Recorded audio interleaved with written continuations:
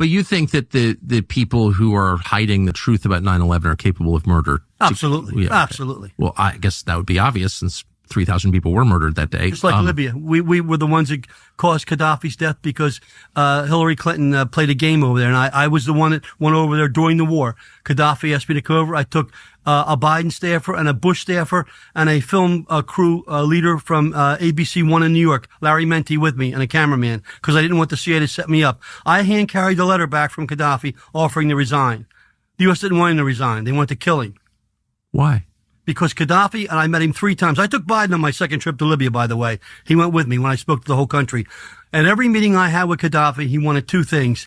He wanted to unite the African continent into a group of nations economically, like like the European economy. He wanted to base it on the gold standard. And the U.S. and Europe didn't want that. And the other thing is they wanted control of his oil, and they wanted control of his sovereign wealth. So Gaddafi had to go. That's outrageous, and it's wrong. Yeah, but that, I think, sounds right to me. I mean, but we've allowed so many of our kids to be drawn into conflicts, to be killed. And these people doing this they've never served in any capacity in our country. They've never been in the military. They've never served on a fire ground. And it's outrageous that they think they can get away with this and sit back and make all this money. It's outrageous. I couldn't agree more. Who was hiding the fact that bin Laden was actually in Iran? And our intelligence agencies, they have plausible deniability. In the end, I have 10 silver bullets, including 2 royal family members from 2 different royal families, from 2 different countries, including, in the end, the person that was in the room, who was a knock for our government for 50 years. He's not from the U.S. He's become a friend of mine. He's been to my home. We've met dozens of times. And on one of my trips to the Middle East, he said to me, he calls me, my dear, you were right. I said, about what? He said, about a lot of things. But you're right about bin Laden. I said, what do you mean? He said, well, he was placed in Iran, in Baluchistan. He said, I said, he said, yes, I know that. He said, I was in the room when the deal was cut. So the U.S. has plausible deniability. If they weren't in the room. Was the point to get to Iraq? The point was to the point was to manipulate, to get our troops committed, to go over to fight the battles in Afghanistan, Iraq, and that whole region of the world. Yes. And they had to have the justification to do that. I believe it. But in the end, when 5 years ago, and even Trump doesn't know this, I'm sure, we killed someone that Trump took great credit for, and I applaud him for it. And he said, we killed this guy. Soleimani. That's right. Soleimani was the guy the deal was cut with. The deal was not cut with the Iranian government. And we need to understand that. And this is the heart of what we have to get to. The Iranian people are not our enemy. I wrote this book in 2005, Countdown to Terror. It's all about Iran. It says that the people of Iran are not our enemy. And this book was endorsed by Jim Woolsey with a 3-page letter. Former CIA director. This book was endorsed by Jack Caravelli, Gore's CIA advisor. They both endorsed my book. The book was so popular that the people of Iran published it in Farsi. There it is. And they published the book. Without my approval, they published my book. It became a bestseller in Iran because it said, you're not the enemy of the American people. Here's what happened, Tucker. When the Shah was in power, think back, we were best friends with Iran. Of course. Our intelligence people trained the Iranian intelligence people. We trained them. They were our people. When the radical Ayatollahs and the mullahs took over Iran, they did not bring in a new intelligence service. They did not change the agency. The IRG stayed the same. The deal to place bin Laden in Iran wasn't cut with the Iranian government. It was cut with Soleimani.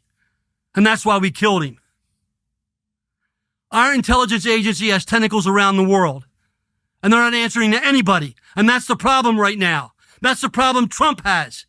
Yeah, he can cut off the security clearance of 51, but that network extends far and wide around the world, and they can play all the games they want in Ukraine, in other countries. And until we go after that, this is not going to stop. That's all consistent with what I've seen.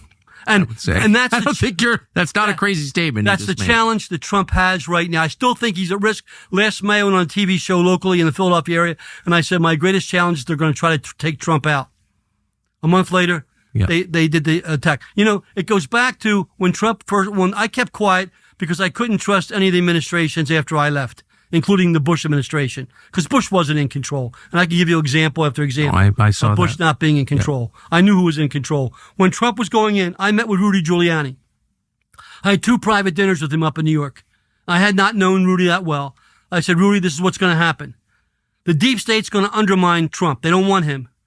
They will undermine him by removing his ability to understand how they operate. Before he took office, they took out General Mike Flynn. Yep. When they took out Flynn, Trump was like a baby in the woods. And for 4 years, they used the Congress and they used their connections to derail this country. That's the problem that occurred in the first Trump 4 years. This time, I'm trying to get Trump to realize he's got a great start. But the people around him don't know what they don't know. They don't have that historical understanding of what this just didn't happen with Trump. I mean, they took me out in 2006. So let's get to that. They took you out in 2006, and that's kind of where this conversation began. I remember that very well. And it was like there were pictures on TV. I worked then at CNN. There were pictures of, FBI and their blue jackets outside your daughter's house. And it's like, Kurt Weldon corruption scandal. And then you lost to Sestak? Yep. Sestak, who was like a former general and just like he got demoted. He was a 3-star demoted to a 2-star. His wife worked on the Clinton Security Council.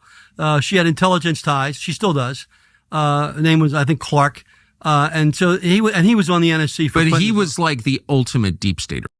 Pause for 1 second. So you had a lot of evidence, it sounds absolute like, evidence that bin Laden was not in Afghanistan or Pakistan, right? Where he was supposedly ultimately killed. Not in Iraq. He was in Iran. But Iran was also in the crosshairs of the Bush administration. It was part of the so-called axis of evil at the time. People were talking about invading Iran then.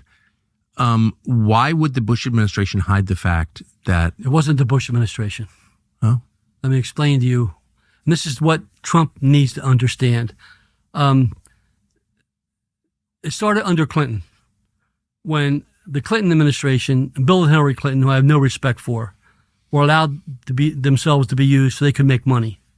Tens and tens of millions of dollars, hundreds of millions of dollars, because they allowed people, unscrupulous people, to control the agenda in Russia and around the world. And you've been going after some of this involving Russia. I can give you dozens of hard examples. I believe it. And we've talked about this off camera, but I just want to get to specifically who was hiding the fact that bin Laden was in Iran and why. Okay. It continued under Bush Jr. Yep. As I said, up until 2000, they wanted me to be chairman. All of a sudden, when I started questioning 9/11, all of a sudden the Bush people said, whoa. Yeah, I bet. John Sununu, after I was out of office, who I had a lot of respect for, was Bush's chief smart man. Yeah, I know. I was in his office, and he said this to me. He said, Congressman, you were a great member. Everyone respected you, but you made one fundamental mistake. I said, what was that, John? He said, when you come to this city, you're either on one rail or the other rail. And you went down the middle and took on both rails. I said, well, John, I didn't pledge allegiance to the Republican Party. Yeah. I pledged allegiance to the Constitution. You guys were ecstatic when I took on the Clintons, when I took on Sandy Berger, when I took on the scumbags and what they did with China and Russia. You were ecstatic. But then when I saw things happening at 9/11, all of us, he said, well, that's why you're not here. I said, you know what, John? So be it. It's not the end of my life. And one day I'll tell the story, John.